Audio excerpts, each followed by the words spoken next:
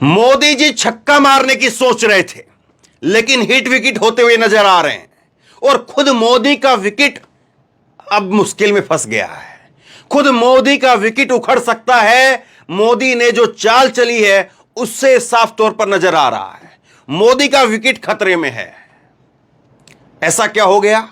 जो महिला आरक्षण का बिल ला करके बीजेपी नरेंद्र मोदी वाहवाही की उम्मीद कर रहे थे, अब उसमें एक तरफ इंडिया गठबंधन तो तकरीबन सारा का सारा वो मोदी सरकार से डिमांड कर रहा है कि इस 33% आरक्षण के अंदर आप ओबीसी महिलाओं को आरक्षण क्यों नहीं दे रहे हैं, कोटा विद इन कोटा क्यों नहीं कर रहे हैं आप।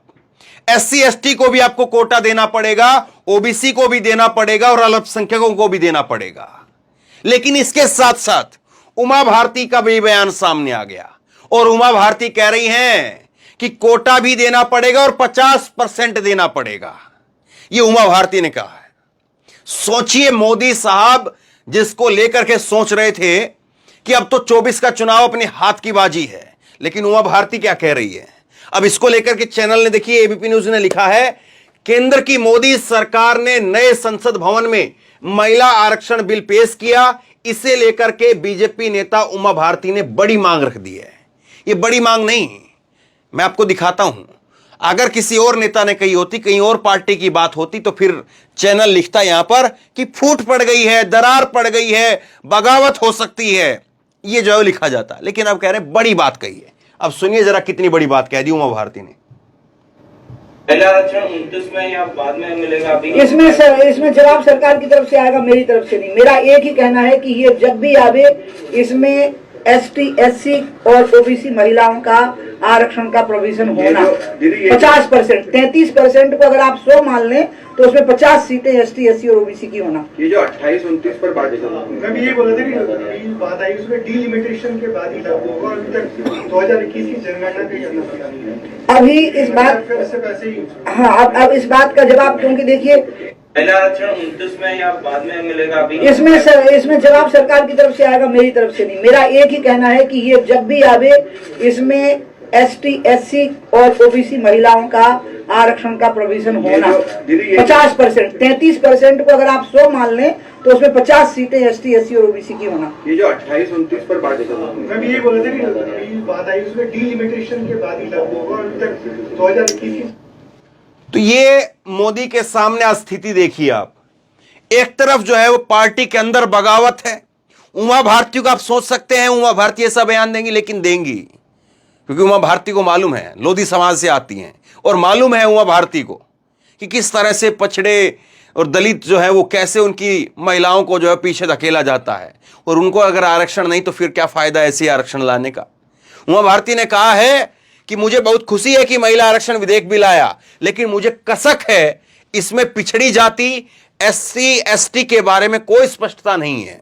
अगर उन्हें नहीं मिलेगा तो मुझे डर है कि यह 33% आरक्षण उस वर्ग को चला जाएगा जो बस मनोनीत से होंगे। मैंने प्रधानमंत्री मोदी को इसे लेकर के चिट्ठी लिखी है। तो मोदी को लेकर के चिट्ठी, इस बिल को लेकर के मोदी को चिट्ठी लिख दी उमा भारती ने। अब बिल्कुल आसान भाषा में आपको समझाता हूं। मोदी के सामने देखिए, पहला ही दिन भी पूरा नहीं हुआ है। आज करीब करीब जो है वो 1 बजे जो है 1-1:15 बजे मोदी साहब ने जो है उनकी तरफ से, उनकी सरकार की तरफ से ये महिला विधेयक बिल लेकर के आया जाता है और उसके 4-5 घंटे के अंदर सब कुछ उखड़ गया। मोदी जी ने सोचा नहीं होगा कि ऐसा होगा। वो सोच रहे होंगे कि इतना बड़ा हम कुछ लेकर के आ रहे हैं, सस्पेंस बना करके रखा हुआ था। इसको लेकर के जो है बताया नहीं जा रहा था कहीं पर भी कि कुछ ऐसा होगा, कुछ वैसा होगा। कोई मंत्री ट्वीट कर रहा था तो उसका ट्वीट डिलीट करवा दिया गया। लेकिन देखिए जब लेकर के आए तो कैसे उसकी धज्जियां उड़ गई। क्यों? क्योंकि नीयत साफ दिखाई नहीं दे रही है। अब एक तरफ तो पूरा इंडिया, जिसमें कांग्रेस पार्टी जो सरकार का समर्थन कर रही थी, मोदी सरकार का समर्थन कर रही थी महिला विधेयक के मुद्दे के ऊपर, लेकिन उन्होंने भी कहा है कि हम 33% आरक्षण आए, इसको लेकर के हमें कोई दिक्कत नहीं, हम समर्थन करते हैं, लेकिन उसमें ओबीसी का भी आरक्षण होना चाहिए। आगे मल्लिकार्जुन खड़गे की तरफ से ऑफिशियली जो है मैं आपको दिखा देता हूं। तो सोचिए, एक तरफ तो पूरा इंडिया अलायंस, इंडिया गठबंधन, जिसमें अखिलेश यादव हैं, लालू प्रसाद यादव हैं, नीतीश कुमार हैं, एमके स्टालिन हैं, सबके बयान सामने आ चुके हैं। कांग्रेस पार्टी की तरफ से आधिकारिक बयान सामने आ चुका है। तो एक तरफ तो इंडिया गठबंधन वो ओबीसी कर रहा है और दूसरी तरफ से पार्टी के अंदर ओबीसी कर रहे हैं। लेकिन जो अपने आप को ओबीसी नेता घोषित करते हैं और जिसके नाम का ओबीसी का ढिंडोरा पीटा जा रहा था कुछ समय पहले, जब राहुल गांधी को सजा हुई थी, उस वक्त में कहा गया था कि राहुल गांधी ने एक ओबीसी नेता का अपमान कर दिया। वही ओबीसी नेता जो आज प्रधानमंत्री की कुर्सी पर बैठा हुआ है, वही ओबीसी नेता ओबीसी को जो है वो रिजर्वेशन देने के लिए क्यों तैयार नहीं है? सवाल यह खड़ा होगा। और कब तक इसको छिपाएंगे? कब तक जो इस पर पर्दा डालेंगे? आपने तो बैठे बैठाए जो एक आफत मोल ले ली है। आप सोच रहे थे इसको मास्टर स्ट्रोक कि तो पता नहीं क्या कर बैठेंगे, हम क्या कर देंगे, क्या बदल जाएगा। सब कुछ धरा का धरा रह गया और उल्टा मोदी साहब के लिए ऐसा लगता है कि एक आफत आ गई है। क्यों? पहली तो इसमें ओबीसी आरक्षण देना पड़ेगा, लिखवा करके ले लीजिए, मान करके चलिए कि ओबीसी आरक्षण तो हर हाल में मोदी सरकार को देना पड़ेगा। अगर नहीं दिया 2024 से पहले तो 2024 में ओबीसी का वोट नहीं मिलेगा और ओबीसी के जितने भी चेहरे हैं ना, ये राजभर है, अनुप्रिया पटेल है, चिराग पासवान है, ये जितने भी आपको दिखाई देते हैं, इनको भी लोग जो है वोट नहीं देंगे। ये जाहिर सी बात है, क्योंकि आरक्षण को लेकर के आपको मालूम है ना, एक बार मोहन भागवत ने बयान दिया था 2015 में बिहार के अंदर कि आरक्षण को लेकर के हम जो है वो सोच विचार करेंगे, और ऐसा विचार हुआ था कि खदेड़ा हो गया था वहां से। 2014 में मोदी की लहर के बाद में बिहार में जीत नहीं पाए थे, वहां से खदेड़ा हो गया था। तो आरक्षण तो ओबीसी को देना ही देना पड़ेगा, इसमें कोई दो राय नहीं है।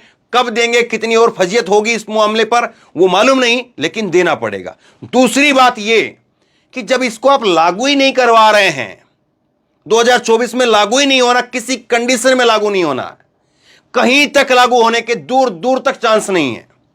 पहले जनगणना होगी, जनगणना होने के बाद में परिसीमन होगा, तब जाकर के लागू होगा। और ये तो हो नहीं सकता है। जनगणना कोई 1 महीने का काम नहीं, 6 महीने का काम नहीं है। जनगणना में साल भर उसमें लग जाएगा, साल भर उसमें लगेगा, फिर उसके बाद में 2 साल जो है परिसीमन में लग जाएगा, 3 साल 4 साल भी हो सकता है लग जाए, तब जाकर के जो है वो ये लागू हो पाएगा। और तब तक मोदी जी यहां रहेंगे नहीं रहेंगे दिल्ली की कुर्सी पर, मालूम नहीं। अब देखिए एक बात और दिखाता हूं मैं आपको, मोदी ने आज क्या बयान दिया जब महिला आरक्षण को जो है बिल रखा गया, तब क्या कहा सुनिए। महिलाओं को अधिकार देने का, उनकी शक्ति को आकार देने का काम करने के लिए भगवान ने मुझे चुना है। गजब बात है। एक बार फिर हमारी सरकार ने कदम बढ़ाया है। कल ही कैबिनेट ने महिला आरक्षण वाले बिल को मंजूरी दे दी है। सरकार ने इस बिल को, महिला आरक्षण को, नारी शक्ति वंदन अधिनियम का नाम दिया है। सारी बात भूल जाइए, केवल इस बात को देखिए। इस काम को करने के लिए भगवान ने मुझे चुना है। मुझे याद नहीं आता है कि किसी प्रधानमंत्री के भाषण में, और खास करके यह बात नरेंद्र मोदी जी ने देश की नई संसद में खड़े होकर के कही है, कि किसी प्रधानमंत्री ने कहा हो, इंदिरा का बयान जो आप उठा करके देख लीजिए, उनके भाषण उठा करके देख लीजिए, मैंने कहीं नहीं पढ़ा कि उन्होंने कहा हो कि पाकिस्तान के 2 टुकड़े करने के लिए भगवान ने मुझे चुना है। मैंने नहीं पढ़ा कहीं पर।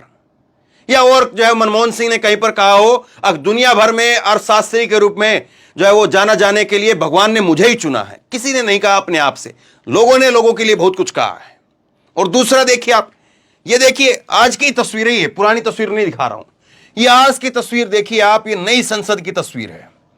और इस नई संसद की तस्वीर के अंदर, इस पूरे हॉल के अंदर आपको कौन नजर आ रहा है बताइए जरा। सिर्फ और सिर्फ जो है वो नरेंद्र मोदी नजर आ रहे हैं। यही होती है मुझे चुना है कहने वाली बात। सिर्फ और सिर्फ नरेंद्र मोदी यहां पर नजर आ रहा है। और जो सिक्योरिटी गार्ड हैं नरेंद्र मोदी जी के, एसपीजी के जो जवान हैं, वो भी बिल्कुल बाजू में है, पीछे कोई नहीं। तस्वीर एकदम से क्लियर आनी चाहिए। तस्वीर देखिए कैसे पहले सब कुछ सेट होता है कि कैसे ऊपर तक का फ्रेम आना चाहिए, हाँ, और नीचे नरेंद्र मोदी साहब और ये जो फूल बना हुआ है यहां पर, ये सब आना चाहिए। पीछे जितने भी स्टाफ के लोग हैं सब बिल्कुल चिपके हुए दीवार से। यही होता है मुझे चुनने वाली बात, कि देखिए भगवान ने मुझे चुना है, भगवान मुझे चुन रहा है। किसी ने कहा है कि खबर बताने के लिए भगवान ने मुझे ही चुना है। इस खबर को आपको जो एडिट करेगा वो कोई एडिटर कह दे कि भगवान ने मुझे चुना है, गजब बात है। लेकिन ठहर, और आगे सुनिए, यह तस्वीर आप देखिए, देखिए तो सही है तस्वीर। यह तस्वीर उस वक्त की है जब नरेंद्र मोदी जी और पूरा का पूरा संसद एक साथ जो है वो पुरानी संसद से नई संसद की तरफ जा रहे थे, उस वक्त की तस्वीर है। और इस तस्वीर के अंदर पहली पंक्ति में आपको क्या दिख रहा है? पहली पंक्ति में देखिए क्या दिखता है आपको, कहीं तक भी विपक्ष का नामो निशान नहीं है। कितना अच्छा होता, और खुद मोदी की प्रशंसा होती, खुद मोदी के लोग के लिए लोग जो है वह वाहवाही करते। अगर यहां पर नरेंद्र मोदी साहब वो एक बगल में जो है वो अपने मल्लिकार्जुन खड़गे या अधीर रंजन चौधरी उनको हाथ पकड़ करके लेकर के जाते हैं, क्योंकि एक तरह से देश का लोकतंत्र जो है आज के समय का जो है, क्योंकि लोकतंत्र का मतलब होता है सत्ता भी विपक्ष भी, वो सब जो है वो अपने एक साथ में चलता। प्रधानमंत्री यहां पर होते, प्रधानमंत्री के साथ में जो है वो राष्ट्रपति यहां पर होती, हाँ, और राष्ट्रपति जी के साथ में फिर यहां पर लोकसभा स्पीकर यहां पर होते, उपसभापति उपराष्ट्रपति वो यहां पर होते, विपक्ष के नेता यहां पर होते, पहली लाइन में वो होते, और उनके पीछे पूरा संसद जो है, राज्यसभा और लोकसभा के सदस्य, वो सब पीछे चल रहे होते। लेकिन देखिए पहली तस्वीर क्या है, पहली तस्वीर में राजनाथ सिंह, नरेंद्र मोदी और अमित शाह। चलिए मैं मानता हूं कि ये एक मिनट के लिए हम मान लेते हैं कि तीनों व्यक्ति भी ठीक है, कि भाई देश के प्रधानमंत्री हैं, देश के गृह मंत्री हैं और रक्षा मंत्री हैं। लेकिन ये साहब कौन है? जेपी नड्डा। जेपी नड्डा कौन है? जेपी नड्डा सरकार का हिस्सा नहीं है। जेपी नड्डा संसद के अंदर लोकसभा, जेपी नड्डा जो है वो नेता है, एक बीजेपी के नेता है, सांसद है, सरकार को कैबिनेट का कोई मंत्री नहीं है ये। लेकिन पहली लाइन में है। अब बीजेपी की रैली के लिए थोड़ी ना जा रहे हैं वहां पर, कहीं पर हम बीजेपी की रैली के लिए थोड़ी जा रहे हैं। ये जाया जा रहा किसके लिए? ये जाया जा रहा है देश का जो है सरकार जो है वो पुरानी संसद से नई संसद में जा रही है। खैर अब इन चीजों का कहां पर बात करें, लेकिन मल्लिकार्जुन खड़गे को सुनिए। मल्लिकार्जुन खड़गे कह रहे हैं, कांग्रेस की तरफ से आधिकारिक तौर पर कहा गया है कि महिला आरक्षण विधेयक का हमने हमेशा समर्थन किया है। 2010 में भी राज्यसभा में कांग्रेस यूपीए सरकार ने महिला आरक्षण विधेयक पास करवाया था। राजनीति में जिस प्रकार एससी एसटी वर्ग को संवैधानिक अवसर मिला है, उसी प्रकार ओबीसी की महिलाएं समेत सभी को इस विधेयक से समान मौका मिलना चाहिए। आजादी आज जो मोदी सरकार विधेयक लेकर के आई है उसको गौर से देखने की जरूरत है। विधेयक के मौजूदा प्रारूप में लिखा है कि ये डिकेडल सेंसस और डिलिमिटेशन के बाद ही लागू किया जाएगा। इसका मतलब है मोदी सरकार ने शायद 2029 तक महिला आरक्षण के दरवाजे बंद कर दिए हैं। भाजपा को इस पर स्पष्टीकरण देना चाहिए। दो बड़ी बातें कांग्रेस पार्टी की तरफ से साफ तौर पर कही गई है कि पहला तो ओबीसी वर्ग की महिलाओं को भी इसमें जो है वो कोटा मिलना चाहिए, आरक्षण मिलना चाहिए, ये कांग्रेस ने साफ कर दिया है। और दूसरी बात कांग्रेस कह रही है कि भाई आप ये कह रहे हैं कि इसको जनगणना के बाद में और परिसमन के बाद में ही इसको लागू करेंगे, तो क्या ये मान लें कि 2029 तक ये मुद्दा चला गया? राबड़ी देवी ने एक दूसरा और ट्वीट किया। पहला ट्वीट में आपको दिन में दिखाया था, दूसरा ट्वीट इनका देखिए। ओबीसी ईबीसी वर्ग की महिलाओं को ठेंगा दिखाने वाला परिसमन के बाद में लागू होगा ये वुमेन रिजर्वेशन बिल। परिसमन जनगणना के बाद में होगा और जातीय जनगणना करवाने के दबाव में केंद्र ने जनगणना को ठंडे बस्ते में डाल दिया है। मतलब बस झाल बजाने और शोर मचाने के लिए सगुफा छोड़ दिया गया है। कोटा विद इन कोटा, यह राबड़ी देवी ने कहा है कि आप जनगणना क्यों नहीं करवा रहे थे। और यह वाजिब सवाल है कि आपने सारे चुनाव करवा लिए।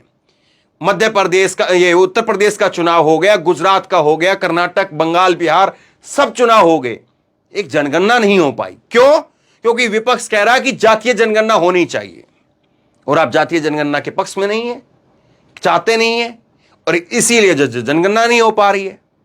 वरना और दूसरी वजह क्या हो सकती है? क्योंकि कोरोना अगर है तो कोरोना बाकी सब चीजें चल रही है, उसमें कोरोना नहीं है, और जनगणना में कोरोना आ जाता है। 2021 में होनी थी, चलिए 2021 में ना करते आप, 2022 में उत्तर प्रदेश का चुनाव हुआ तब क्यों नहीं किया, 2023 में क्यों नहीं शुरुआत करी, कम से कम 2024 के आते आते खत्म हो जाती जनगणना, तो 2024 में आते आते जो है इसके कुछ होता कि हां कहीं पर यह लागू होने के चांस दिखाई दे रहे हैं, लेकिन नहीं साहब। दिलीप मंडल ने लिखा है कि Congress, SP, BSP, RJD, JDU, DMK, NCP समेत लगभग पूरे विपक्ष ने महिला आरक्षण में ओबीसी कोटे को देने की मांग की है। अब दामोदर बीजेपी के ऊपर है कि वह साबित करे कि नरेंद्र मोदी ओबीसी विरोधी हैं या नहीं है। यह अब बीजेपी को साबित करना है। और मोदी साहब कौन है? मोदी साहब वही हैं, ओबीसी का विरोध क्यों कर रहे हो, ओबीसी का अपमान क्यों कर रहे हो? तो ओबीसी तो आप खुद है ना साहब, आप करिए, ओबीसी को हक दीजिए, ओबीसी अपना हक मांग रहा है। एक और देखिए साहब, क्या कहें, गजब की बात हो रही है आजकल। ये देखिए, एक अंजना ओम कश्यप का ट्वीट आया शाम को, और मैं बड़ा हैरान रह गया इस ट्वीट को जब मैंने देखा। इन्होंने लिखा कि इसकी कल्पना मैंने कभी की नहीं थी, मेरे लिए अनूठा अनुभव है। आज का स्पेशल रिपोर्ट क्यों स्पेशल है? रात 8 बजे देखिए, टीवी न्यूज के इतिहास में ऐसा पहली बार होने जा रहा है। स्क्रीन देख करके आप दंग रह जाएंगे। मैं सोचा कि पता नहीं क्या लेकर के आएंगे ये लोग, लेकिन क्या लेकर के आए? कुछ नहीं, एक नकली एंकर और एक जो है वो अंजना ओम कश्यप खुद। अब वो कितना असली नकली हैं वो आप खुद जानते हैं। तो ये बस ये केवल कहा भाई, एक जो है वो अंजना ओम कश्यप 2.0 ले आए हम लोग, एक अंजना ओम कश्यप खुद है। लेकिन असली खबर कहां पर मिलेगी? असली खबर की ये कि आप किसी को ये बता पाएंगे कि टिकट किसने दिए सबसे ज्यादा? कांग्रेस ने सबसे ज्यादा टिकट दिए हैं, चाहे वो 1996 से पहले की बात हो या 1996 से बाद आज की बात हो।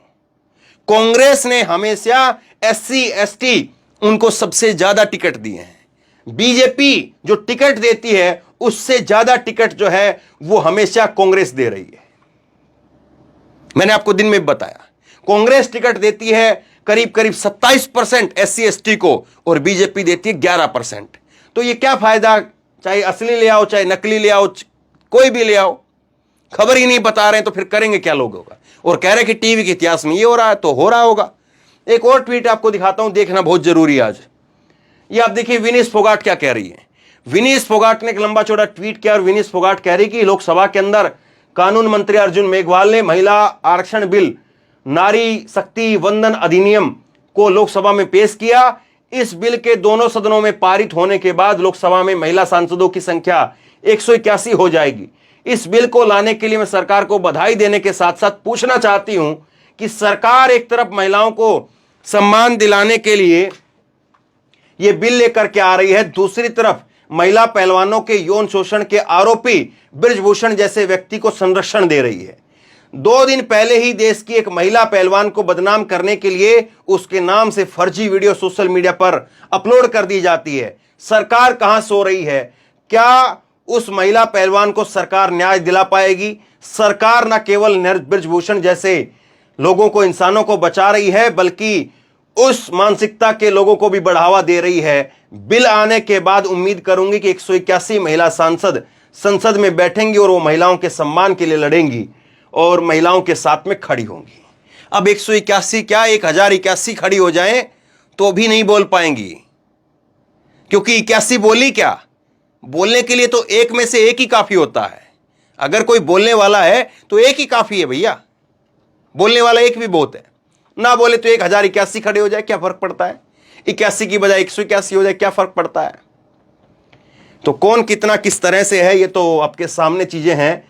लेकिन नरेंद्र मोदी जो हैं वो सोच बहुत कुछ रहे होंगे शायद, लेकिन आज उनके जो पत्ते हैं, पूरे दिन भर की खबरें देखने के बाद ये साफ तौर पर दिख रहा है कि उल्टे पड़ रहे हैं।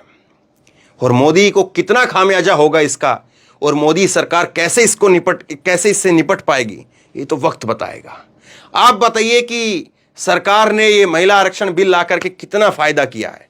लोगों का फायदा हुआ है, सरकार का फायदा हुआ है, या नुकसान ही नुकसान है? बताइए जरा, नीचे कमेंट बॉक्स में अपनी राय लिख करके जरूर बताइए। इस वीडियो को खूब शेयर कीजिए, लोगों तक पहुंचाइए और इसी तरह की तमाम खबरों के लिए ऑनलाइन न्यूज इंडिया को सब्सक्राइब कीजिए। साथ में जो बेल आइकन है घंटी, उसको जरूर दबाइए ताकि जैसे ही कोई खबर अपलोड करें उसकी नोटिफिकेशन सीधे सबसे पहले आपको मिल सके। और अगर ये वीडियो फेसबुक पर देख रहे हैं तो फेसबुक पर हमारे पेज को लाइक कीजिए, फॉलो कीजिए और इस खबर को शेयर कीजिए। धन्यवाद।